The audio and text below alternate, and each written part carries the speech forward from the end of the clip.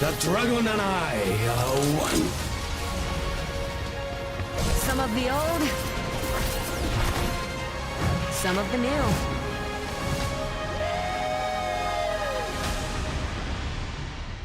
I was furious with Blizzard. I told them directly that if they make Overwatch 2 pay to win and ruin the competitive integrity of the game, that I would denounce it publicly and quit the game. Yeah, for real, for real. $12,080. That is how much it would cost a new Overwatch account to unlock all of the old Overwatch 1 cosmetics. Let's not beat around the bush here. People kind of are expecting it to be just a total flop of a sequel. All right.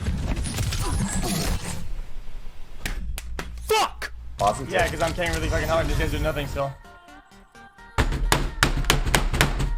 Let's see how long this takes to go down. Let's see how long it takes to go down. Maybe it'll go down fast.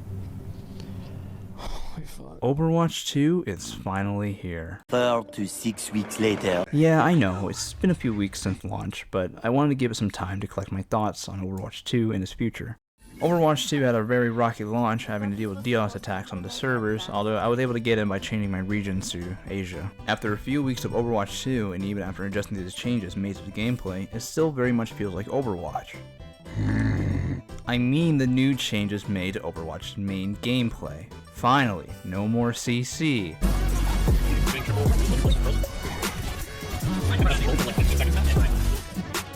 With Overwatch 2's release, we get 6 new maps and 3 new characters, and a new game mode, Push. Where they find a giant robot named TS1. Hey dude, maybe you should choke on my Lijiang tower and then fucking kill yourself. So that should be a lot better. Along with a graphics update and a UI overhaul. Yeah, boy! 2016, motherfuckers! Oh yeah. That look good.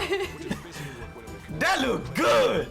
You go outside and look at the sky, that's how it looks. That's how it looks! That look good! Now speaking on the actual gameplay, I'm very much enjoying the game. The swap to 5v5 was refreshing to say the least, although I do think the balancing could use some work on a couple of heroes. Zarya and Sombra are really good picks right now, for each of their own reasons.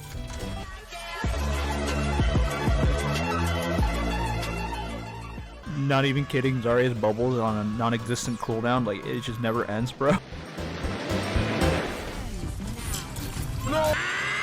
Oh, the Zarya! Whoa, what the fuck? What the fuck? Yo, the Zarya just hit a fucking Kamiyamama is an update that really leans into her character, is that you can now hack while being in stealth. Hey, yo, what the fuck? So the problem with Sombra is that you have little to no counterplay or agency to deal with her. And for most of your game, she's going to be perma-invis and hacking your tank and backline support. Been here all along. For how short of a cast time is on Sombra's hack, you would have to be on literal crack or Adderall to consistently deal with her in any meaningful way. If you combine Sombra and Zarya together, your match is going to turn into a coin flip. Dude, they're literally abusing both Zarya and fucking Sombra. Both characters need to be hotfixed. I'm not kidding you. They are fucking broken. Fix the fucking game. It's not that fucking hard. Fix the game! Holy fuck! 2.5 seconds each. That's 5 seconds of uptime. That's so busted. Fuck! Man, how hard can it be to fix the game? The character is fucked. It's fucked. Now there is another hero I want to talk about that's about on the same level as the previous heroes, and it's Sojourn. Sojourn's in an interesting spot in the meta, as she had a relatively high skill gap. As you go higher on the rank ladder, she performed exceptionally well due to the fact that she can one-shot with no cooldown and little to no counterplay. I would consider her borderline overpowered, if not overtuned. Basically, she outclasses every other DPS in the game and locks her likes better than Soldier 76. Tactical visor activated. For the health of the game, I hope these characters get their balance adjustments, but this is Blizzard we're talking about here. Hey guys, I just found out that Sojourn's not going to be nerfed, so going into Overwatch 2, I was hoping Blizzard would improve upon its progression system, but with how this year's Halloween event turned out, I'm at a loss. And yes, we'll be talking about the Witch Kiriko bundle. Hey guys, the true Halloween terror is actually the prices, Lamo. But before that, we're going to go back to Overwatch 1. This represents the most new content we have brought to our game since... You already know this. They opened my boxes! Back in Overwatch 1, the primary way of getting cosmetic was the use of loot boxes. Even though the drops you get are random, sometimes you could get additional credits in which you could use to individually buy whatever cosmetic you wanted. Granted, you can just buy loot boxes, but you can also just get it through natural game progression and your performance. I was collecting those, bitch! I was collecting those, man! Moving forward, Overwatch 2 has drastically changed its monetization system through the use of a free-to-play business model, similar to games like Fortnite and Valorant. Overwatch 2 uses the Battle Pass, with the previous game's progression being scrapped for better or worse. Unlike Overwatch 1, where new heroes were unlocked on release, new heroes like Kiriko is made available for free players when they reach tier 55 of the 80-tiered Battle Pass. That's no good. Granted, games like League and Apex also locks their characters behind a paywall. However, one of Overwatch's defining core mechanics is the ability to swap heroes mid-game to pick and counter-pick heroes on the enemy team. This design decision to gatekeep heroes behind a paywall only brings a negative experience to the player, especially if the free route to the new hero is even more egregious. This dude on Reddit was able to unlock Kiriko for free after 49 hours of grinding. What? Are you out of your mind? You also don't earn any of the game's premium currency in the Overwatch Battle Pass. Even COD gives you COD points in their paid Battle Pass, but for some reason Overwatch doesn't. Fortunately, returning Overwatch 1 players could have transferred their Overwatch 1 credits over to Overwatch 2 into the form of legacy credits, in which they could use to be spent on older cosmetics from Overwatch 1. But once you use up your legacy credits, you can't get any more. Oh my god, bro. Oh, hell no, man. What the fuck, man? Get your ass on, boy. Outside of just buying them, you can earn credits through 11 weekly challenges with a max cap of 60 credits a week, meaning if a player wanted a legendary skin for 1900 credits, they would have to complete 11 weekly challenges for 32 consecutive weeks. Reddit. In other words, Overwatch players would have to play Overwatch 2 like a part-time job to get the cosmetics they want. It's the biggest piece of dog shit overrated that I have ever heard. Man, shut the fuck. Son of a bitch. You done fucked it up. I don't know what Blizzard was thinking of not including the Overwatch coins in the Battle Pass and locking them behind weekly challenges. Every other live service game that uses the Battle Pass tends to give the player back some currency so they can outright buy the next one for free. The whole point of a free-to-play business model is to get as many people to play your game and gain a loyal fan base, and make them more likely to spend their time and money on your service. But with how Overwatch 2 implements its business model so blatantly greedy, the overall game suffers as a product because of it. It feels like it's just a cop-out to release an unfinished product through early access out the door without any regards to its quality, and it's a slap in the face to fans who stuck idly by for years hoping for a return to Overwatch 1's glory years. Yeah, we got bugs fixed in the game, but we had to delete bashing out of the game, but we're more than happy to take your money.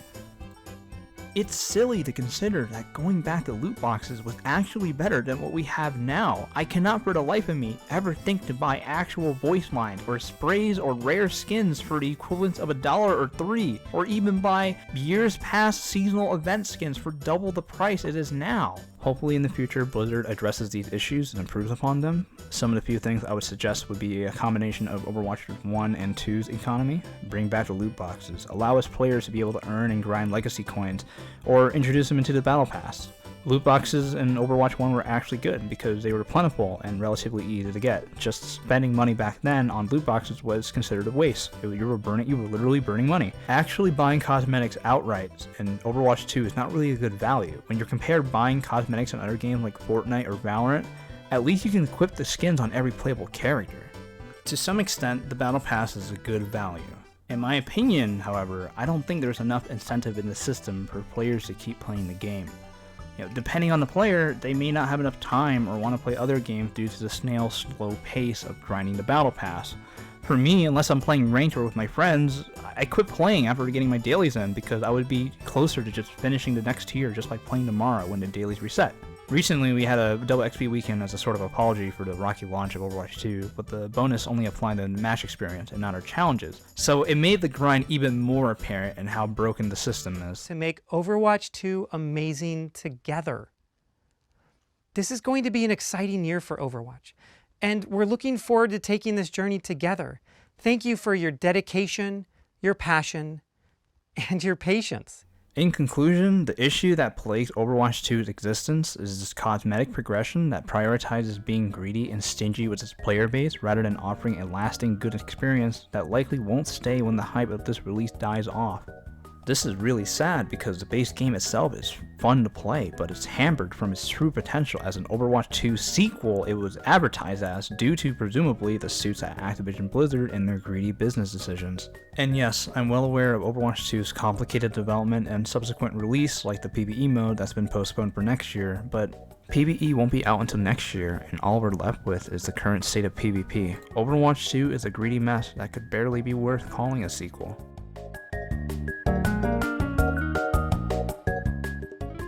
Hey guys, thanks for being here at the end of the video. I just wanted to focus and give my thoughts on the gross monetization of Overwatch 2, and although I didn't cover everything about the game's issue in full detail, there's many other lovely people here who talk about the same overall topic on the game, much better than I can ever explain. So, peace. So play the game, but don't play their game.